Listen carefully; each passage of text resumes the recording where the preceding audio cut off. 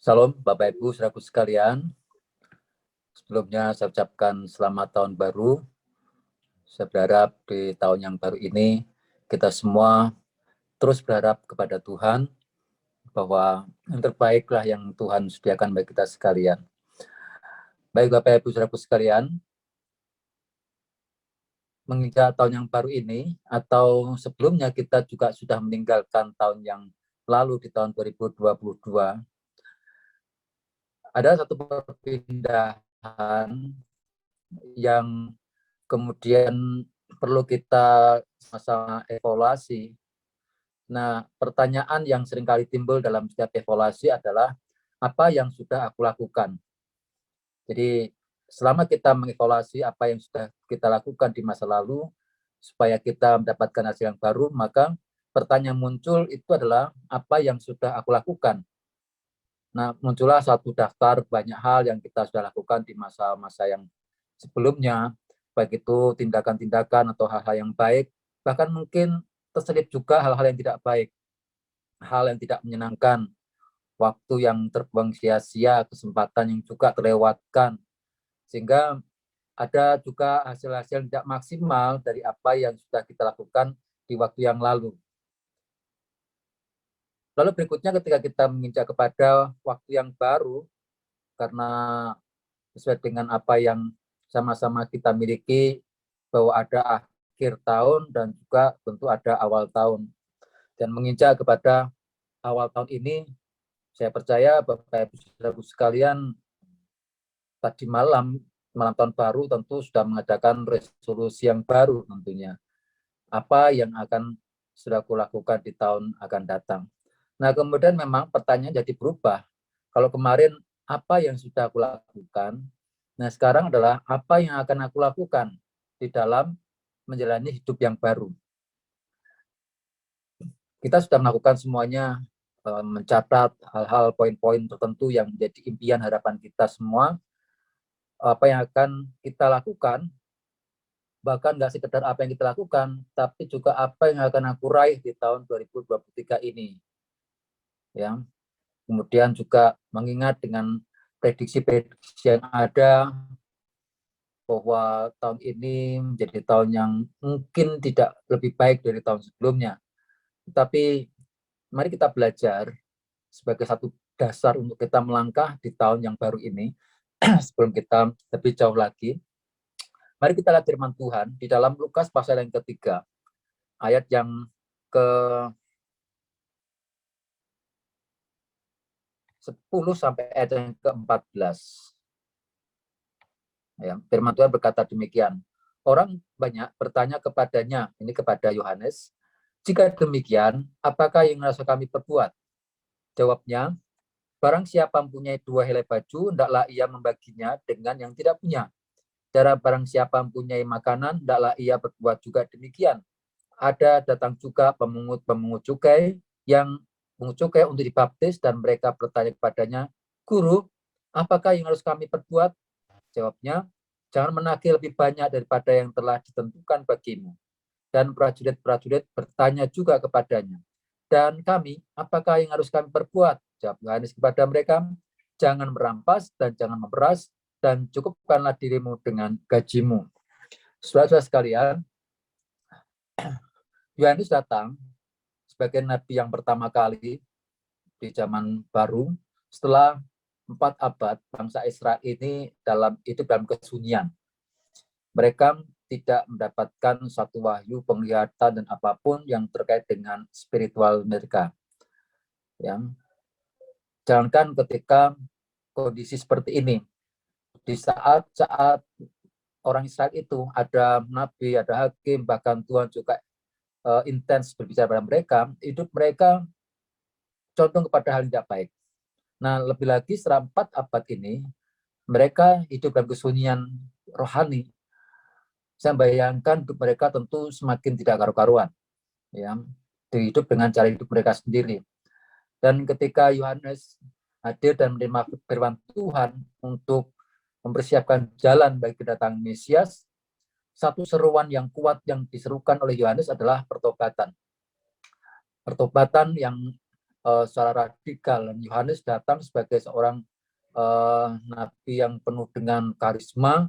Ketika dia bicara pertobatan, banyak orang itu merespon dengan baik, saudara. Ini terbukti ketika dia bicara demikian, ada banyak orang di dalam perikop kita ini digolongkan dengan 3 penggolongan.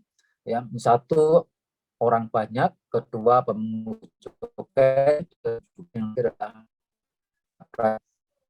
nah, respon mereka ini luar biasa ketika disuruhkan bertobatlah.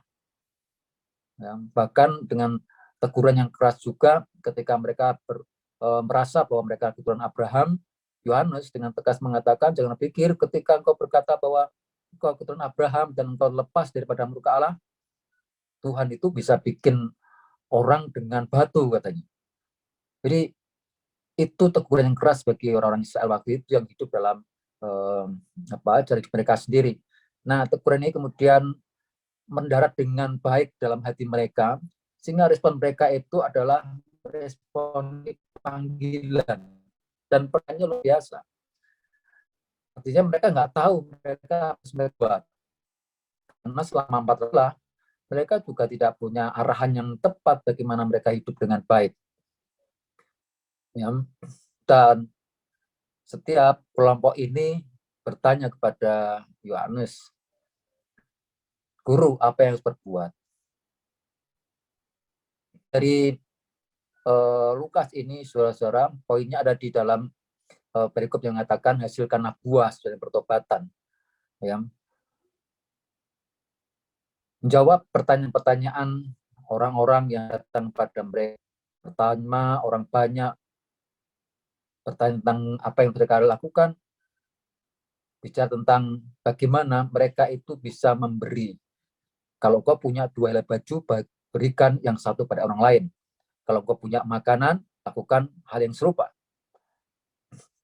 Saudara-saudara, alih-alih Rasul Nabi Yohanes ini untuk mengatakan ada satu hal yang baru untuk mereka lakukan, rupanya Yohanes tidak bicara tentang satu hal yang baru untuk mereka lakukan, tetapi lebih kepada cara mereka hidup yang benar. Ya. Mungkin kita juga sudah menetapkan satu tujuan baru di akhir tahun kemarin. Ada yang menulis resolusinya, saya pengen usaha baru, saya pengen dapatkan pekerjaan baru, saya pengen dapatkan meraih sesuatu yang lebih banyak lagi, usahaku lebih berkembang lagi. Tidak salah, saudara. Tapi sebelum kita memikirkan itu semua itu, ada lebih baik ketika kita lebih mendasar prinsip adalah mengubah cara hidup kita. Karena apapun tujuanmu, apapun yang pengen sudah mulai, apa yang pengen kita sama-sama miliki di tahun depan, tanpa kita mengubah cara hidup kita, maka kita akan sama seperti tahun-tahun sebelumnya. Bisa jadi juga ada banyak kegagalan.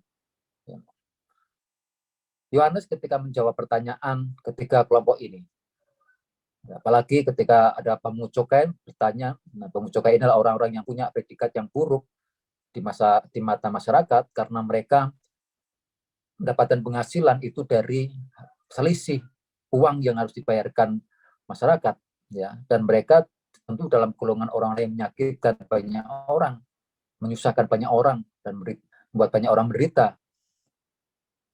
Tetapi mereka tetap bertanya, lalu demikian apa yang harus kulakukan? Nah, luar biasanya Yohanes tidak kemudian menyuruh mereka mengubah profesi mereka, enggak. Tetapi bagaimana cara mereka mengerjakan itu harus jauh lebih baik. Harus dilakukan dengan adil, dengan jujur. Ya. Artinya Bapak Ibu, kita mungkin tidak mengubah kita kerja, tidak mengubah cara kita melakukan apapun, pelayanan kita tidak berubah. Tetapi bagaimana cara kita untuk mengerjakan itulah yang lebih utama. Ya. Jadi kita menjalani hidup tahun ini adalah bagaimana cara kita mengubah cara kita mengerjakannya. Kalau sebelumnya kita mengerjakan dengan cara kita, dengan target kita, dengan mencari kepuasan kita, tahun ini mari kita sama-sama belajar untuk mengerjakan dengan cara Tuhan. dengan hati yang penuh dengan belas kasihan, ditambahkan lagi dengan hati yang penuh dengan kemurahan hati. Lakukan dengan baik apa yang dipercayakan, baik itu pekerjaan, pelayanan, apapun itu, lakukan dengan sebaik mungkin. Ya, bahkan mungkin kita berkorban untuk memberikan segala satunya. Ketika kita memberikan kemurahan hati ini bukan sekedar untuk dipublikasikan supaya dilihat orang bahwa kita bermurah hati. Kadang-kadang kita murah hati juga kita korban di dalamnya. Ya. Nah, dan pertanyaan ketiga yang dilontarkan oleh para prajurit ini adalah sama, guru, apa yang harus perbuat?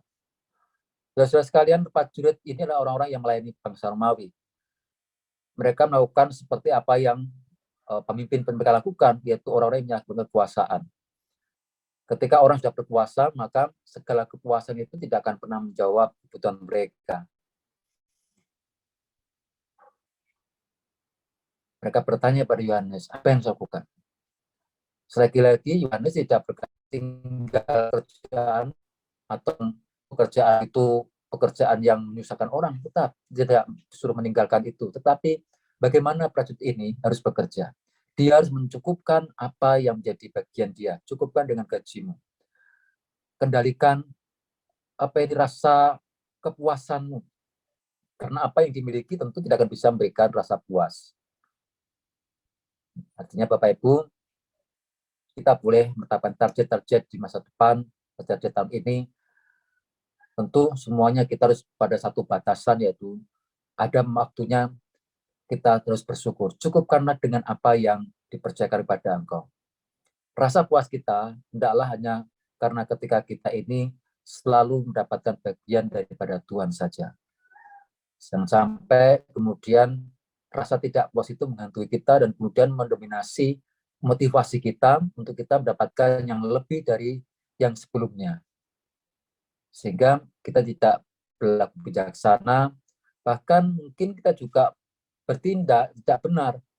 Kita bekerja dengan semaunya, kita bekerja dengan berbagai macam intrik-intrik yang ada untuk mendapatkan hal yang tidak baik, ya, untuk memuaskan kepuasan kita. Nah, inilah pertanyaan yang harus kita miliki. Apa yang harus kita lakukan? Sekali lagi, saudara, kita boleh menetapkan target, kita boleh menetapkan tujuan yang baru, mungkin kita bicara tentang pekerjaan yang baru, usaha baru, atau pelayanan baru, tetapi dasarnya semuanya dengan cara yang baru untuk kita bisa meraih itu semua. Supaya di tahun ini kita akan memperoleh bagian juga yang menjadi bagian kita sebagai umat Allah dari Tuhan, dengan cara Tuhan, dengan porsinya Tuhan, ya, dengan kekuatan dan hikmat daripada Tuhan sendiri. Sehingga kita tidak berjalan dengan cara kita, dengan pikiran kita sendiri, dan sehingga kita jadi berkat bagi banyak orang. Dan saya percaya akhir tahun nanti pun kita akan mendapatkan dan menuai hal yang baik. Tidak menyesali dengan apa yang sudah kita lakukan di waktu-waktu sebelumnya. Mari bersama-sama saya mengajak kita semua, ubahlah cara hidup kita, ubahlah prinsip-prinsip dunia kita kepada prinsip-prinsip surgawi ke dalam pimpinan ilahi. Tuhan senantiasa menyertai kita semua. Amin.